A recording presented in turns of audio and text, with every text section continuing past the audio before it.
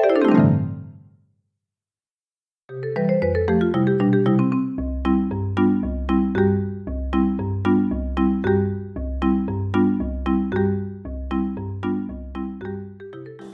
Internet, Zach here, and welcome back to Collecting the Elements. I'm sorry about my absence last week. With the holidays I was spending some time with some dear friends of mine and didn't get around to making a video. One of those friends actually came all the way from the East Coast, and he was the friend who funded the building of this table and made this channel possible in the first place. So, special thanks to you, Sam. And he brought me a really cool Christmas present. This is a ring made out of an alloy of 90% titanium, 6% aluminum, and 4% vanadium. So, it's a pretty cool titanium sample. And no, neither your eyes nor the camera are playing tricks on you. This is actually crazy colors.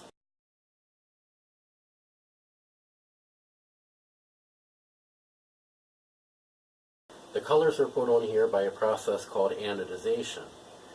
What it does is creates a thin film of oxide on top of the metal, and the light waves that reflect off of the surface of the oxide are slightly out of step with the waves that reflect off of the surface of the metal a couple of nanometers below. What happens is, since different colors of light have different wavelengths, the amount that the light's out of step varies with wavelength and with the thickness of the oxide.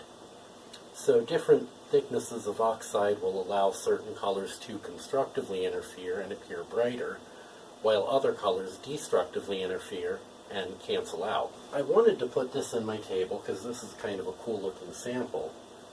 The trouble is, the rules say all my element samples have to come from Portland.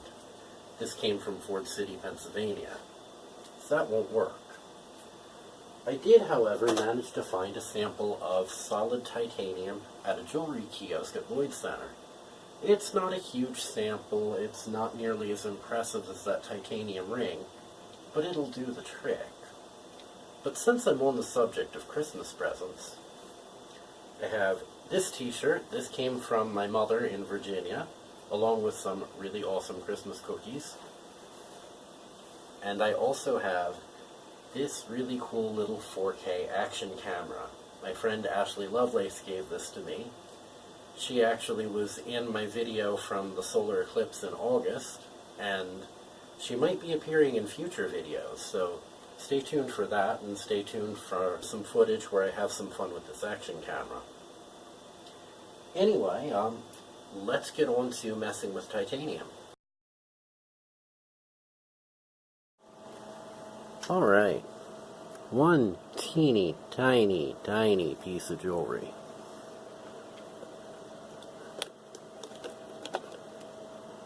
And we're going to start off with a 9-volt battery, and connected to the negative terminal I have a wire to this piece of copper here. And this solution is where all the magic happens. In here is mostly Epsom salt and a couple of drops of hydrochloric acid.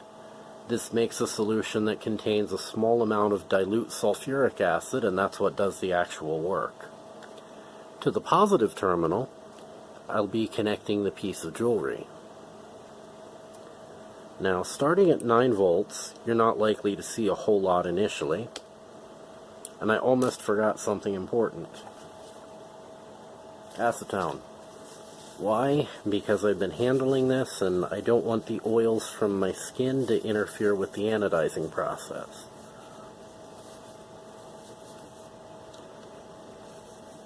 Okay. Grab this without touching it with my hands. There we go. Alright, now at 9 volts, there usually isn't much of a color change.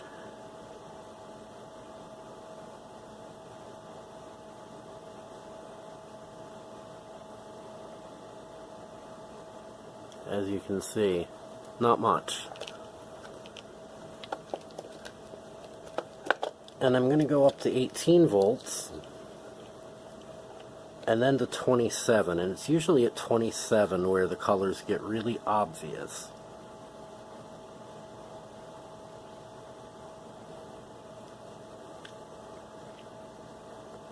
Okay, at 18,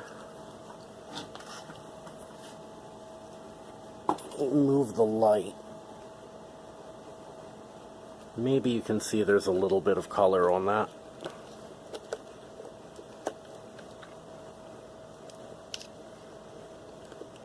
Let's go up to 27 volts.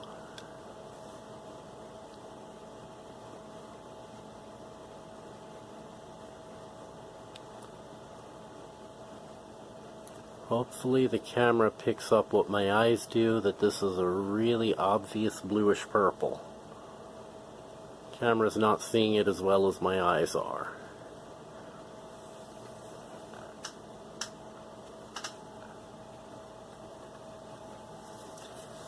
So, since that's the color I want to start with on the far end, I'm going to flip this over. Notice how that little sparkly gem is a lot more obvious now that the metal's colored.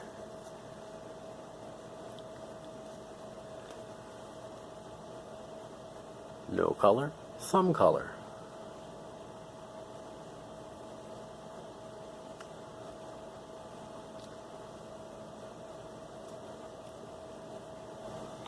Alright, so now I'm going to start ramping up the voltage bit by bit to show you the different colors that this will create.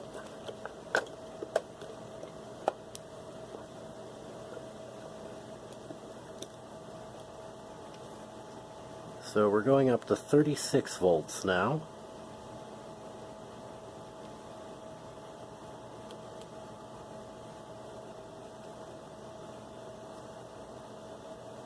And pale blue. Now the voltages I quote to you are approximate. I don't have my multimeter right now. A friend of mine is still borrowing it. So voltages are just a guess. And these batteries probably are about half dead. So 45 volts.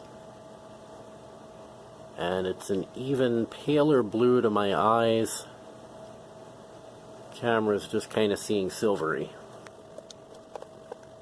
54 volts.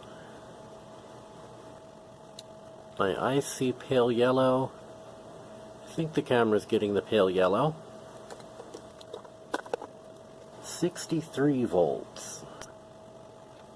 See if the camera can see the same golden yellow that my eyes do. 72 volts.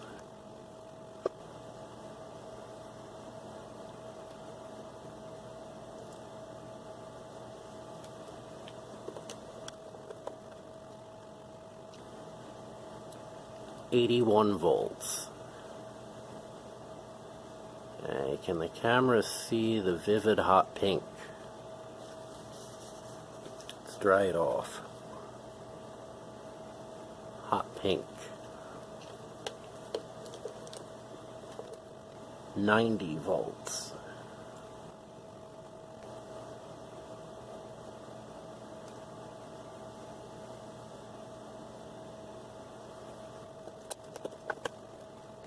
$99 volts.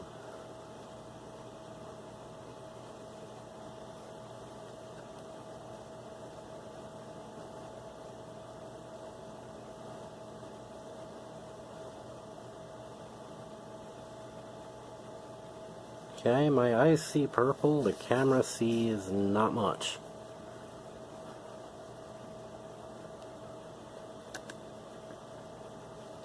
Where was I? 99 volts? 108 volts.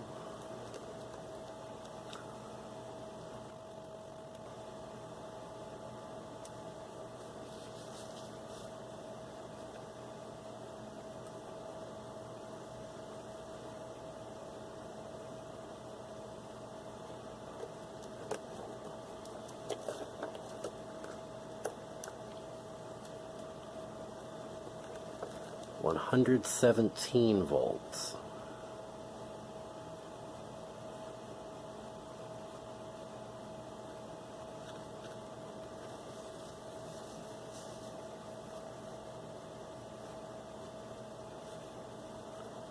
You see that yellow-green color?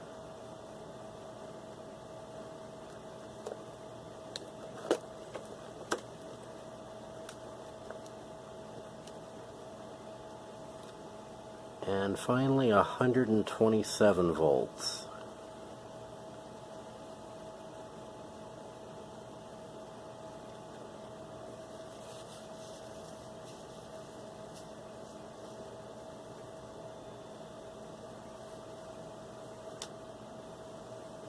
See it, pale yellow-green. And let's see if I can get the camera to pick up the rainbow of colors on here.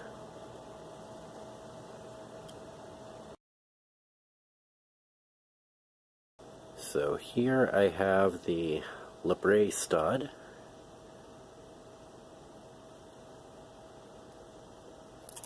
Drop that into an ampoule. And here I have another piece of anodized titanium. So I had originally bought a much larger captive bead ring that was titanium plated. And in trying to straighten out the ring so I could drop it into a test tube, I managed to damage the plating enough that I couldn't anodize it anymore. So I'm dropping the anodized bead in here along with the Libre stud. So we have two little pieces of shiny, colorful anodized titanium. So let's get this sealed up and labeled.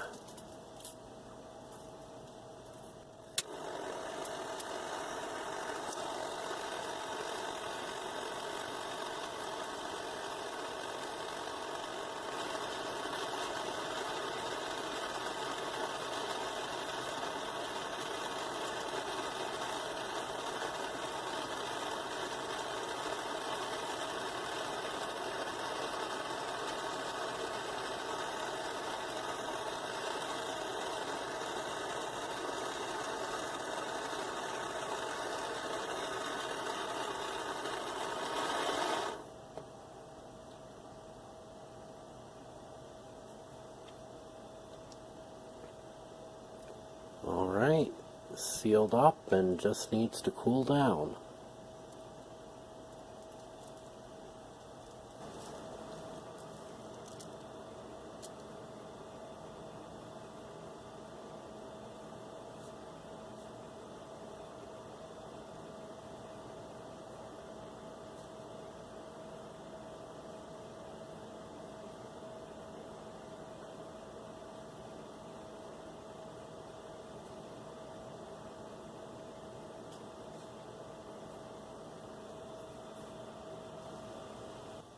Shiny metallic anodized titanium.